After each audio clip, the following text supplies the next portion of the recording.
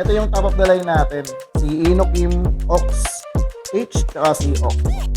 Kung mapapansin nyo, dito sa Inokim na to, magandahan niya, dual suspension na siya. Sobrang labot na suspension. Si Diatrons T20, meron siyang motor power na 500 watts. 800 yung peak niya. Kaya kung mapapansin nyo, on natin yung unit.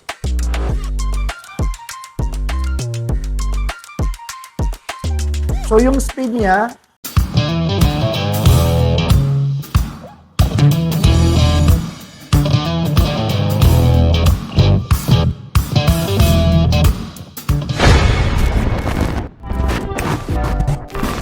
hello guys, welcome to Pro Group E-Bike and E-Scooter. Ako po si Frank.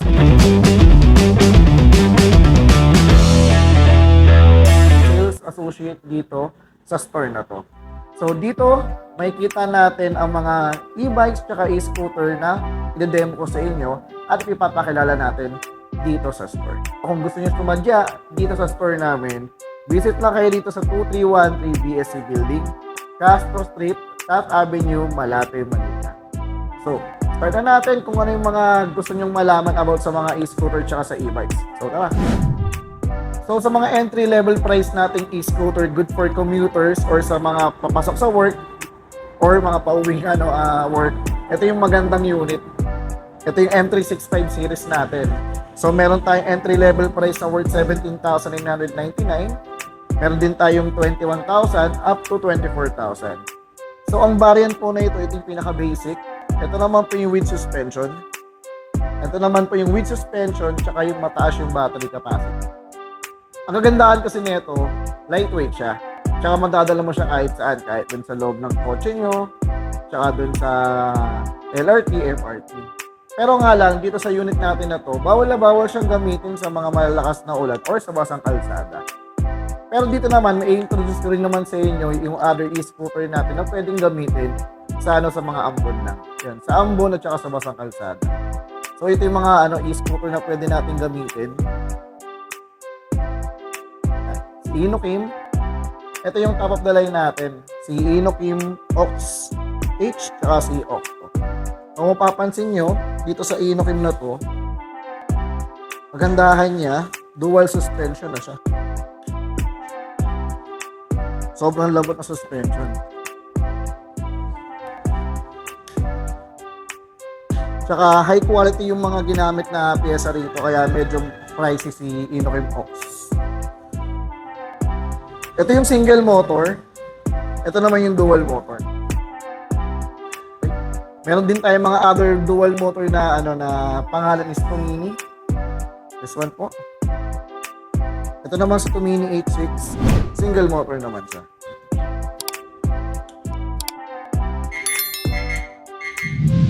May signal light na rin sa gilid.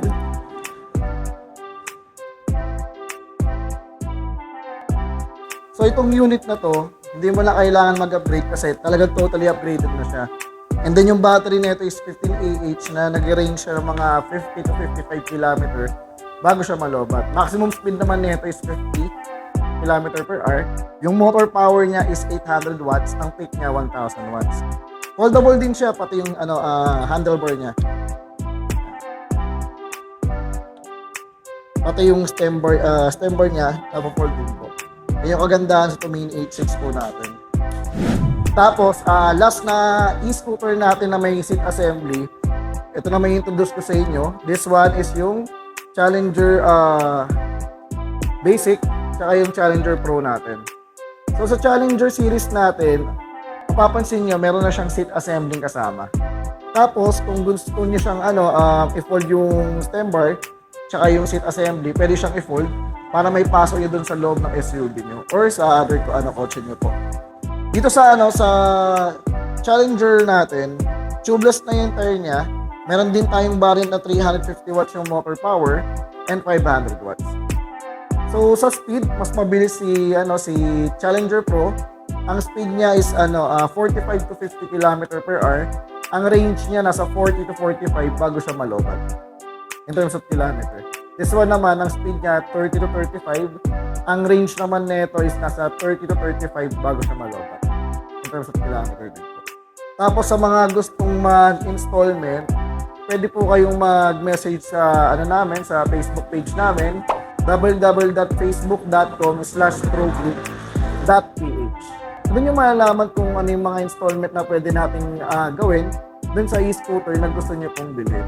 So meron din tayong home credit, bill is, at saka video credit card. So tara, dito tayo sa e-bikes naman. Papakilala ko sa inyo yung mga e-bikes natin. So sa entry level price ng e-bikes natin, meron tayong G-Move electric bike na meron siyang 14 inches na tire, 350 motor power.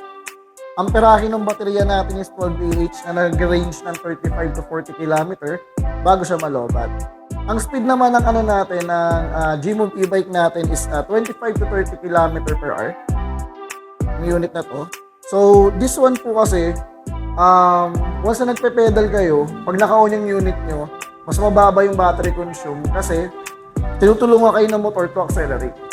Ayun yung kagandahan ng unit ng G-Move na to. So ito talaga yung top of the sales natin pagdating sa e-bikes kasi marami din gumagamit nito lalo na sa tapat dito sa Manila Residence Tower 1 tsaka 2. Sobrang ganda kasi dito tatawid na lang sila para magpa-service kung may problema yung unit, papa-adjust ng brakes, papalagay ng hangin. Free lang naman yun. Kaya kagandahan dito sa natin sa store natin dito sa Pro Group. Free yung service, tsaka meron din mga warranty yung mga units namin. Doon kami alaga. So, isusunod naman natin si Dynatron C21. Ito yung tatay ng G-Move. So, ito, ang motor power nito is 350 watts din, pero ang peak niya 500 watts. Ang battery niya is 17.5 Ah na nag-range ng 55 to 60 km bago siya malobat. Ay yung kagandahan nito, mga food delivery rider, ito yung mas perfect. Kasi dati, ito yung yung ginagamit nila, nag-upgrade na sila. So ito na yung gamit nila. Mas nakakamenos sila ng gastos dito pagdating sa sa pag-deliver. Siyempre yung pagod din. Kaya nagustuhan ng mga delivery rider kung unit na to. Ito naman, meron siyang Shimano Gear 7 shifter na kung gusto mo mas magaan yung pedal mo or mas mabigat. Okay. Tapos, meron na rin siyang mga signal lights. Ito yung throttle niya. Cellphone holder na pwedeng mag-charge dun sa ilalim ng cellphone holder. Yan yung kagandahan sa C21 natin. So sa mga e-bikes natin, uulitin ko, pwede siyang gamitin sa ambon or basang kalsada. Wag lang sa heavy rain at saka dun sa mga baha. Kasi battery operated pa rin yan. Dapat hindi talaga malulublog sa bahayan. Tapos, ito naman yung Dynatron C10. This one po. Same sila nung Dynatron C21 natin. Si Dynatron C10 kasi, fat tire siya. 20x4 yung tire niya. Si si C21 is 20x2.125. So dito, pareho sila ng battery 17.5. Ang motor power naman ng T10 natin is 500 watts. Ang peak niya is 800 watts. Dito sa Dynatron T10 natin.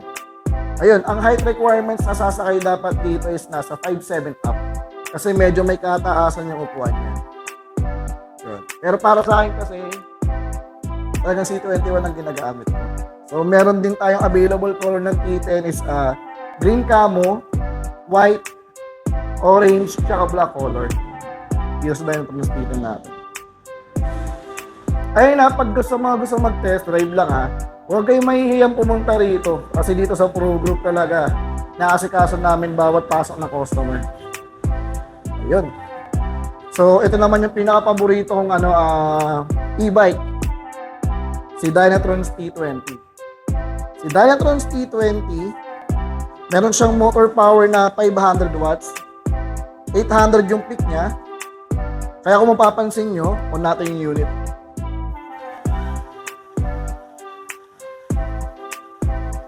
So yung speed niya, nag-run siya ng mga 45 to 50 km per hour. Tapos ang range nito, pag sa 10 Ah na battery, it will take nasa 30 to 35 km bago siya malobat.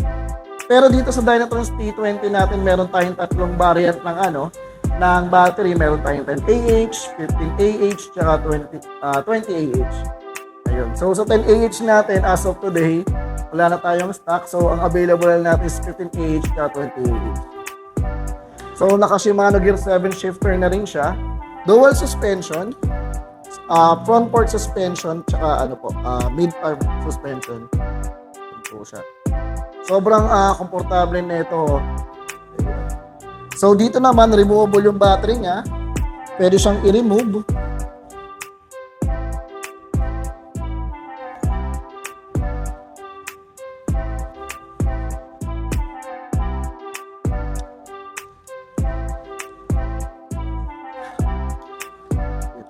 Yung pinaka-battery niya, parang missile. Si Diatron T20.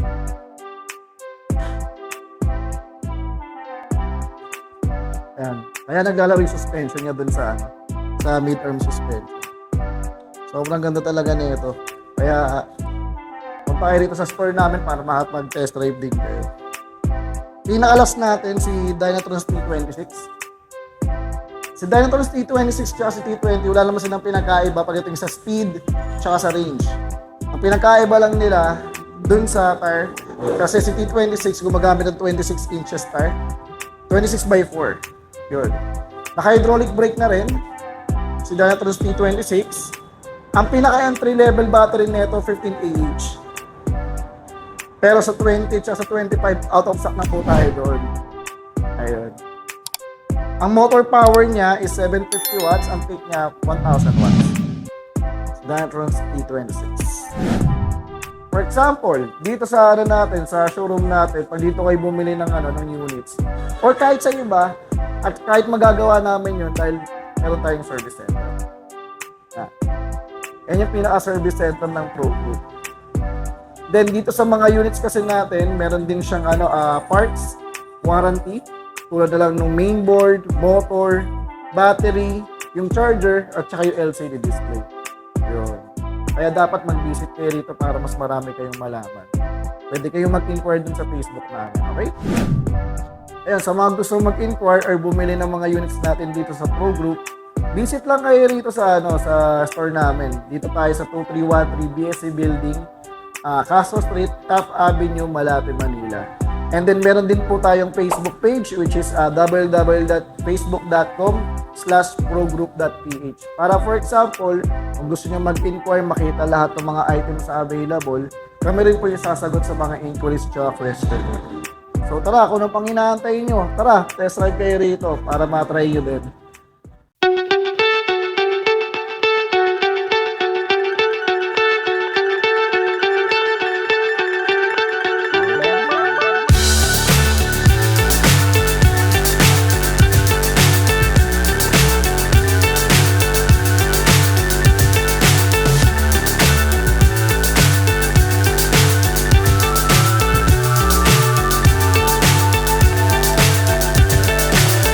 So high I'm hypnotized. What's up is down, what's left is right. Chasing stars and holding you. I can't see the end, but we'll see it through.